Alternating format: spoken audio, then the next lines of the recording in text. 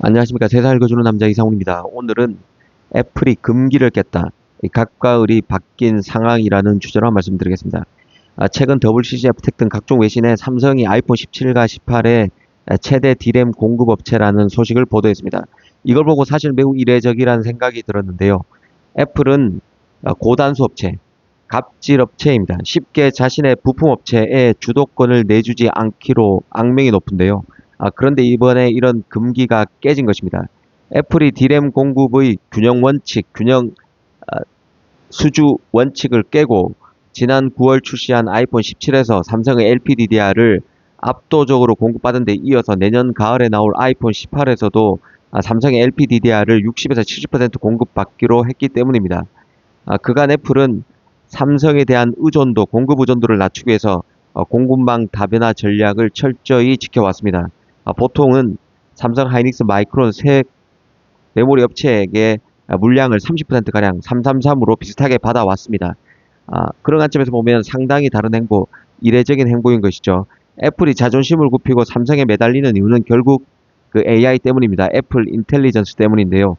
아이폰 17부터는 AI 기능을 원활하게 돌리기 위해서 램 용량이 8GB에서 12GB로 늘어납니다.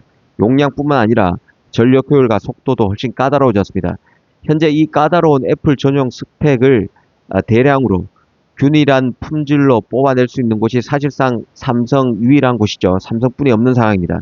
경쟁사인 하이닉스와 마이크론은 현재 더 돈이 되는 HBM 생산에 집중하느라 이 아이폰용 모바일 D램 물량을 맞추기에는 여력이 부족한 입장입니다. 이 갑과 을이 바뀐 기현상 관점에서 이번 공급을 조망해 볼 수도 있는데요. 메모리 가격이 급등하는 상황입니다. 삼성이 공급의 키를 쥐게 된 상황이죠. 평소 공급업체를 압박하던 애플로서도 오히려 물량 좀 제발 미리 확보해 달라고 요청하는 상황이 벌어졌다고도 볼 수 있습니다. 아이폰 18을 선주문한 것이죠. 내년에 나올 아이폰 18용 물량까지 벌써 애플이 삼성에 요청했다는 것은 그만큼 쇼티지를 애플이 우려하고 있다는 증거로도 볼 수 있을 것입니다. 요약하면 예전에는 삼성이 여러 공급사 중 하나였다면 이젠 삼성 없으면 AI 아이폰을 못 만드는 수준까지 삼성의 위상이 올라간 것으로 볼 수 있습니다. 메모리 아이폰 생산을 멈출 수도 있게 만드는 게 지금 현재 메모리의 쇼티지 현상인데요. 이걸 우려해서 애플이 선수를 친 것이죠. 삼성 입장에서는 가장 수익성이 높은 LPDDR5X를 역대급 물량으로 애플에 납품할 기회가 생겼다고 볼 수 있습니다. 이번 현상은 어떻게 보면 삼성의 거대한 생산 능력 캐파와 포트폴리오의 유연성이 만들어낸 전략적 승리라고도 볼 수 있는데요. 현재 삼성 하이닉스와 마이크론 같은 경우는 가장 수익성이 높은 HBM의 사활을 걸고 있습니다. 한정된 그 생산 라인을 HBM에 집중하다 보니 상대적으로 마진이 낮거나 이 공정이 까다로운 모바일용 LPDDR 물량을 대량으로 맞추기 어려워진 병목 현상이 발생하고 있습니다. 역설적으로 삼성 입장에서 보면 HBM의 경쟁사보다 시장 진입이 늦었다는 평가를 받고 있지만 역설적으로 그 덕분에 확보하고 있던 방대한 범용 D램 LPDDR 같은 제품을 만들 수 있는 생산 라인이 애플의 대규모 물량을 받아낼 수 있는 유일한 대안이 됐다고도 볼 수 있을 것입니다. 구매의 경제를 통한 유연한 포트폴리오가 가능하다는 뜻인데요. 사실 삼성은 HBM과 LPDDR, 그 온디바이스 AI로 통하는 LPDDR 사이에서 생산 비중을 조절할 수 있는 가장 큰 체급을 가진 D램 업체입니다. HBM이 부족할 때는 그쪽으로 라인을 전환하고 지금처럼 애플이 12GB라는 고용량 LPDDR을 요구하면서 비싸게 사줄 테니 물량만 달라고 할 때는 즉각 대응이 가능한 곳입니다. 즉 HBM에서 못 채운 수익을 애플의 독점적 LPDDR 공급으로 상쇄하는 구조를 만들었다고 볼 수 있을 것입니다. 그리고 LPDDR 같은 경우도 레거시 D램으로 취급하기엔 무리가 있는 제품이죠. LPDDR5X의 고부가 가치를 인식한다면 그렇습니다. 예전에는 LPDDR을 레거시 구형 취급하기도 했지만 온디바이스 AI 시대가 오면서 상황이 바뀌었습니다. 애플이 요구하는 LPDDR5X는 단순한 범용 제품이 아니라 극도로 낮은 전력 소모와 높은 대역 폭을 동시에 만족해야 하는 고난도 스펙을 자랑합니다. 삼성은 이 고성능 LPDDR 분야에서 압도적인 수율을 보유하고 있는데요.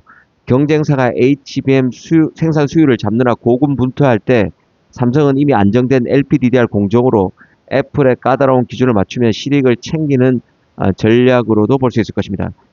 결과론적으로 과거에 삼성이 단순히 물량으로 밀어붙였다면 지금은 경쟁사가 HBM에 한눈 파는 사이 AI 스마트폰 시장의 핵심 두뇌인 고성능 램 시장을 독식하는 영리한 균형점을 찾았다고 볼 수 있습니다. 어떻게 보면 HBM 시장에서의 추격과 동시에 가장 자신 있는 모바일 분야에서 애플이라는 거대 고객사를 완전히 삼성 락인 시켜버린 아주 실질적인 성과라고도 평가할 수 있을 것입니다. 사실 그 LPDDR5X와 곧 나올 LPDDR6 같은 경우는 반도체 제조 기술의 정점에 있는 제품으로도 볼 수 있습니다. 전력은 줄이고 속도는 높이는 모순을 극복해야 하기 때문에 그런데요. 일단 LPDDR 자체가 로우 파워 DDR이죠. 이 핵심은 이런 그대로 저전력입니다. 하지만 AI 시대가 되면서 스마트폰에서도 PC급 속도를 내야 하는 상황이죠. 속도를 높이려면 전기를 더 써야 하는데 스마트폰은 배터리가 한정적이고 냉각 팬도 없습니다. 결국 그 전압은 낮추면서 데이터 전송 통로, 그 대역폭을 촘촘하게 설계해야 합니다. 이 미세한 균형을 잡는 것이 고도의 아날로그 설계 기술이고 10나노급 초미세 공정에서 이 수율을 잡는 것은 매우 어렵습니다.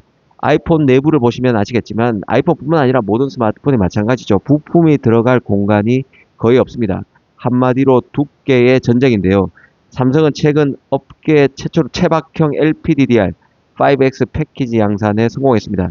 칩을 얇게 깎으면서도 성능 저하나 열 발생을 막아야 하는데요. 칩이 얇아질수록 휘어지거나 열에 취약해지는 물리적 한계를 극복해야만 합니다. 방열 설계가 필수입니다. 얇은 그 패키지 안에서 AI 연산시 발생하는 열을 효율적으로 밖으로 빼내는 특수 소재와 구조 설계 능력을 갖춰야 합니다. 이 마지막으로 LPDDR 같은 경우는 HBM보다 까다로운 다품종 대량 생산이 돼야 가능합니다. 이 HBM은 엔비디아와 같은 특정 고객용으로 상대적으로는 LPDDR보다 소량으로 생산할 수 있지만 LPDDR은 말 그대로 전 세계 수억 대의 스마트폰에 들어가야 하는 메모리입니다. 품질 균질성을 유지해야 하는 것이죠. 수억 개의 칩이 모두 똑같이 낮은 전력과 높은 속도를 유지해야 합니다. 애플처럼 품질 검사가 까다로운 고객사를 만족시키려면 이 정도 규모의 압도적 수율을 낼 수 있어야 하는데요. 전 세계 삼성을 포함해서 손에 꼽을 정도가 되는 것이죠. 오늘은 애플이 삼성에 손을 들었다는 주제로 LPDDR5X에 관해서 한번 생각해 봤습니다. 감사합니다.